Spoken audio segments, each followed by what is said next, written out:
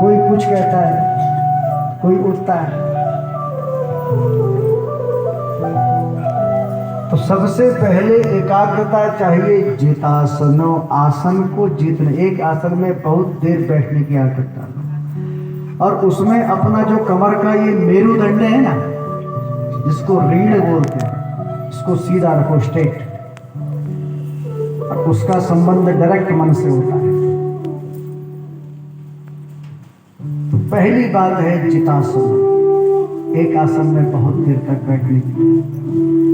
शुरू में दिक्कत होती है, ऐसा नहीं, लेकिन 15 मिनट बैठो, फिर कल उस समय को और बढ़ाओ, फिर और बढ़ाओ, धीरे धीरे धीरे धीरे 4, 5, 6 घंटे एक आसन में बड़े आराम से आप बैठ सकते हो, कोई दिक्कत नहीं जी। तो पहला साधन है आसनो, जितासन। और दूसरा साधन बताया जितासनो जित श्वासो। जित श्वासो, श्वासों का मतलब बताया है प्राणायाम से। प्राणायाम करना चाहिए। अब आजकल आस्था चैनल में तो स्वामी रामदेव जी आते ही हैं, सब लोग देखते हैं, कई लोग योग करते हैं ना, लेकिन उसका भी एक नियम है जी। केवल सांस ऊपर नीचे नहीं करना है, अपने नाद से, नाद बोले तो नाभि से नाद प्रकट होता है। 4 प्रकार की वाणी होती है, एक होती है वैखरी, एक होती है मध्यमा, और एक नाद जो नाभि से प्रकट होता है। उसमें नाभि से हम ओम तत्व का उच्चारण करें मानसिक भाव से, जो ब्रह्मरंध्र तक जाना चाहिए। ब्रह्मरंध्र माने जो हमारा सिर है, इसमें एक रंध्र होता है, वो अदृश्य होता है, उसको बोलते हैं ज्ञान चक्षु, इसलिए उसको ब्रह्मरंध्र कहा गया। उसमें सबसे पहले दाहिनी नाक को बंद करके बाएं नाक से वायु का संधान किया जाता है, और नाभि देश से ओम तत्व का नाद करते हुए ब्रह्मरंध्र तक जाना चाहिए, और फिर दाहिनी से छोड़ना चाहिए। और ऐसा सूर्य उदय की बेला में ये चीज करें।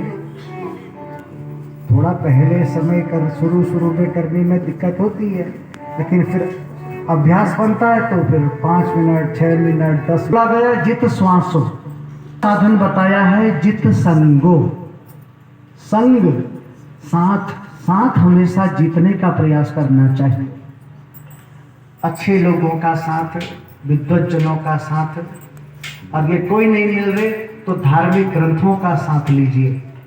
संग हमेशा जीतने का प्रयास करना चाहिए, जो हमको भगवत धर्म, भगवत चर्चा के विषय में ही बतावे, सुने, सुनाए, जिससे मन एकाग्र होता है। ऐसे वितर्क, कुतर्क इत्यादि करने वालों के साथ नहीं जाना चाहिए, नई बात करनी चाहिए। जैसे भौरा होता है, अब समाज में रहना है तो समाज में तर्क, कुतर्क, वितर्क सभी चीज देखने पड़े, लेकिन आप यदि हैं तो आपने क्या करना है, जैसे भौरा होता है। बड़ी एक सुंदरता याद आ रहा है। भ्यश्च महदभ्यश्च शास्त्रेभ्यः कुशलो नरः सर्वतः सारमाद्यात पुष्पेभ्यः इव षट्पदः। यानी जैसे भौरा जैसे अनेक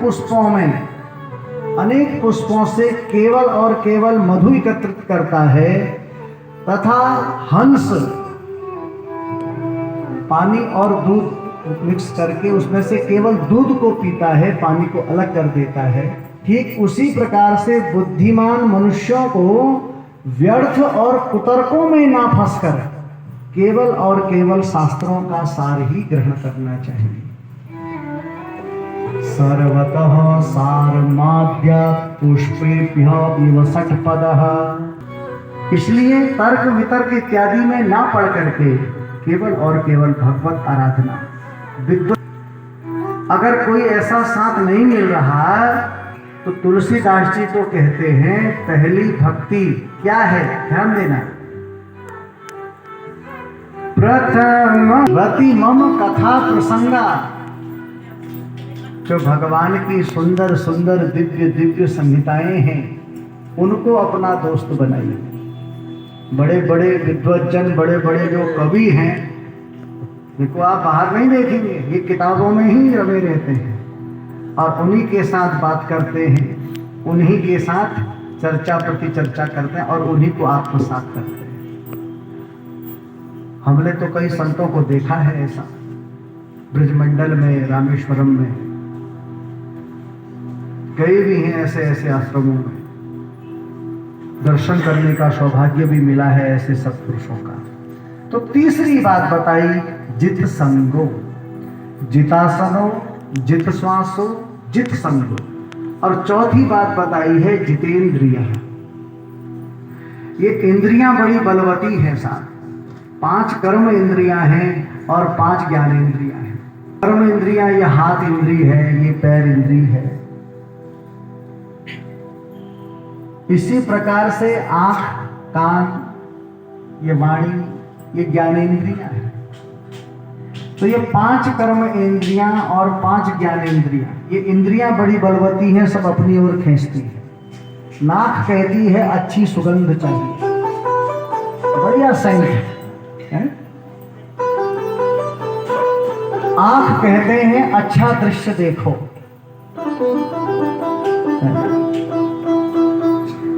टीवी में सुंदर सुंदर भगवान की चर्चा प्रति चर्चा चल रही, लेकिन आंखों को नहीं भाता। कोई लड़ाई झगड़े वाली पिक्चर लगाओ, ऐसा बोलते। आंख कहते हैं सुंदर दृश्य देखो, नासिका कहती है सुंदर गंध लो, कान कहते हैं सुंदर संगीत सुनो।